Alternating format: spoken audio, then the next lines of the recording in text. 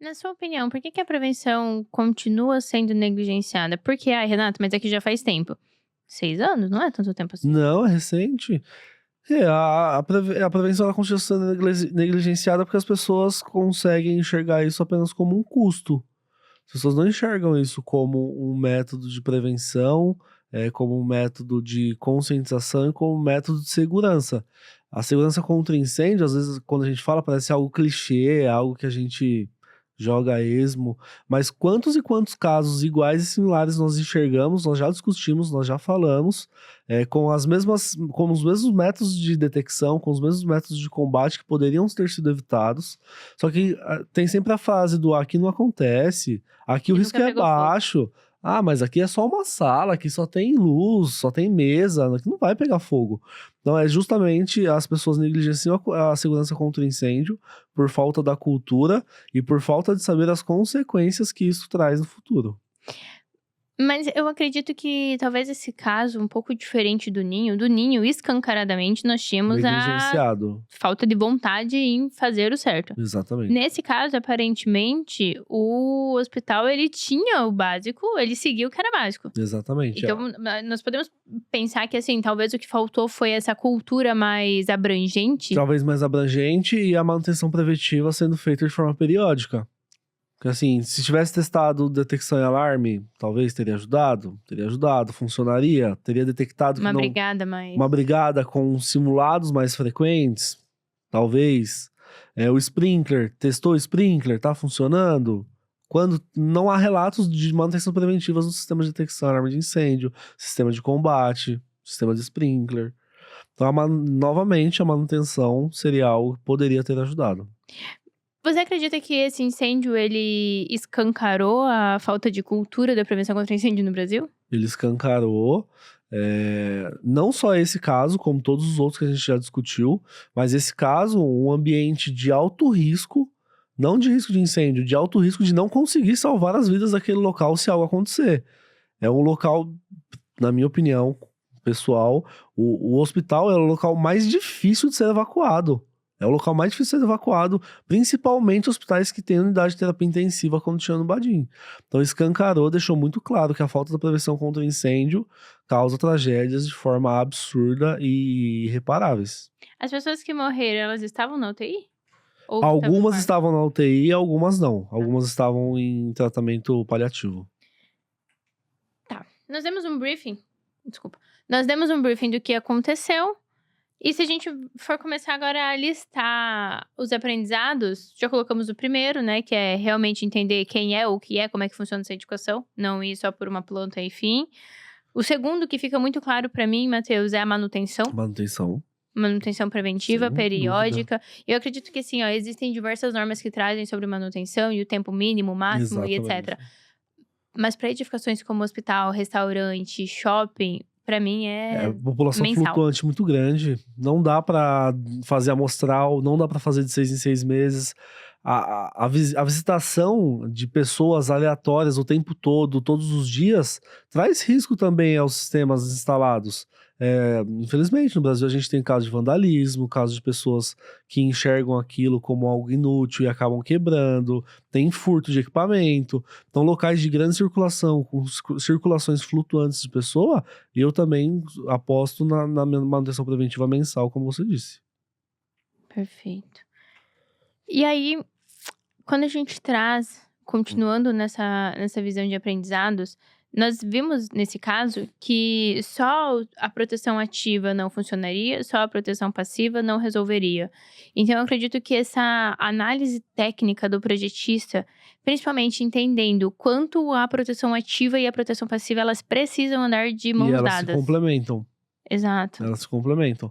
A proteção passiva, ela é uma das melhores armas ali contra o fogo no momento de sinistro, mas a proteção ativa, de fato, ela também tem o seu valor. Então, a gente já teve, inclusive, um podcast discutindo sobre proteção passiva e ativa. Eu acho que foi eu, você, o Lin e o Alex. É isso. Eu, você, o Rogério, o Lin e o Alex. Mas aí teve outro também que foi o Diego da Sabloy, Luiz Fernando da Vetrotec, Jeffrey da Verdade. CKC Muito e eu. bom, inclusive. Muito bom. Menos você, inclusive, muito bom. Muito bom esse Que pena, parece que eu tô em todos. Nossa, é verdade, 300 você tá em episódios, todos. 301 e eu tô nos Você tá em 301. todos. Que pena pra você, não é mesmo? E aí? E a proteção passiva e ativa, a gente juntos definimos, falamos muito sobre o caminhar juntos. Proteção passiva somente não é o suficiente, proteção ativa somente também não é o suficiente. De aprendizados técnicos, a gente tem esses pontos. Agora, podemos olhar para aprendizados práticos? Treinamento, Simulados. brigada de incêndio. Eu não sei pro hospital agora qual que é a porcentagem, mas pra mim tinha que ser todo mundo que trabalha. Porque o risco tá em todos os locais. No momento de sinistro, de fato, todo mundo vai ter que agir. Não, e sem contar que é plantão, é o horário, é um negócio que funciona 24 horas. Exatamente. População flutuante. O simulado, de fato, ele iria ajudar as pessoas a saber como agir. No momento que aconteceu, é inadmissível um abandono começar após 8 minutos. Começar após 8 minutos. Num lugar com características de evacuação já instantânea. Tardia. Tem que ser rápido pra ontem. E aí, a partir disso, você acredita que a gente consiga pensar em propostas de melhorias olhando para a área da saúde? Sim. Uma norma específica de abandono para hospitais. Específica. Então, uma NBR 977, parte 1 para o hospital. Exatamente.